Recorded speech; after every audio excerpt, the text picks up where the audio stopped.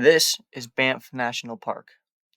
Established in 1885, Banff was the first national park in Canadian history, but the hot springs responsible for its birth 140 years ago tell a different story now, one of a park struggling to balance preservation with popularity.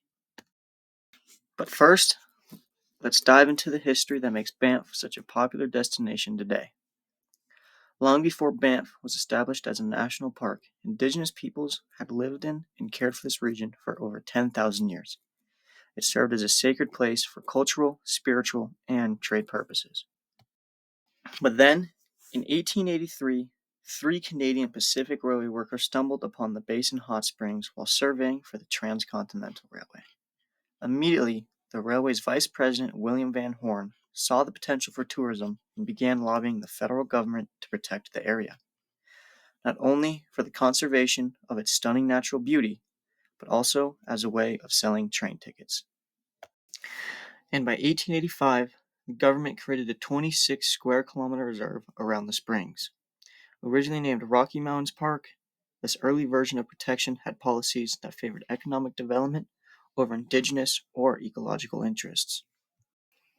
And with that, people who had called it home for over a millennia were removed or restricted from their traditional homelands, as park regulation forced many indigenous groups to leave their camps and limit their ability to hunt, gather, and practice ceremonies within the park.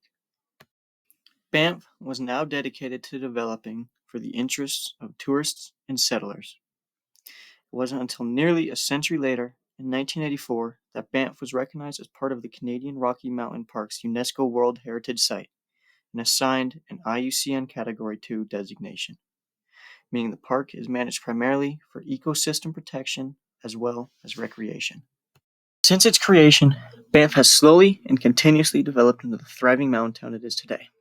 But as infrastructure expanded and visitation increased, the local economy grew more dependent on tourism. And that same drive to attract visitors in its early years is why Banff has always struggled to balance conservation and economic growth. And recently, that tension between the two is more apparent than ever. Today, that ongoing struggle is reflected in the challenges that Banff faces. Overtourism has become the park's most visible threat, with over 4 million visitors annually, a 25% increase from just a decade ago. Banff faces a set of unique pressures. Unlike most parks, Banff contains a transcontinental railway and a major highway cutting through its valleys, along with 3 ski resorts operating within its borders and more than 1 million residents living just outside of them. Such high levels of visitation come with serious side effects. As more people flock to the trails, they erode and widen from overuse. As traffic increases, so do wildlife and vehicle collisions.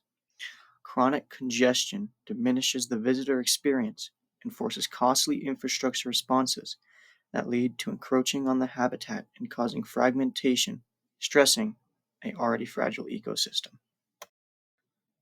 But overtourism is only part of the story. Banff also faces the growing impacts of a changing climate. Glaciers have already melted by more than 50% in the past century, and wildfires are becoming more frequent and intense. Research in Alberta shows that the size and frequency of large wildfires have increased significantly over recent decades due to warming and drying conditions.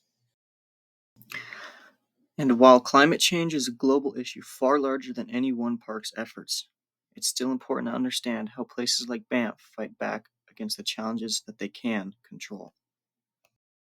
So what is Banff doing to manage its overwhelming crowds?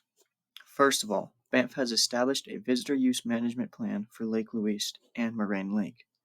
In 2023, roughly 5,000 vehicles were turned away daily once parking lots had reached capacity. With the aim of setting acceptable use limits, this helps protect both the visitor experience and the environment. And while this has helped reduce congestion at the lots, some trails and viewpoints still experience crowding during peak periods. That being said, Banff has also implemented restrictions on personal use vehicles, instead requiring visitors to use the shuttle system within the park.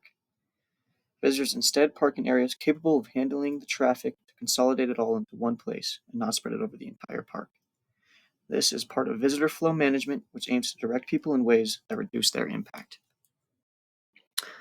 Banff has also invested $12 million in roadway infrastructure, not only to ease traffic but also to prevent habitat fragmentation.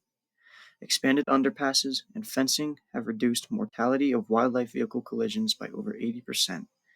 This project reflects careful environmental impact assessments and adaptive management, meaning that the wildlife movement and collision data are continuously monitored to guide decisions and ensure future development supports both ecological integrity and safe visitor access.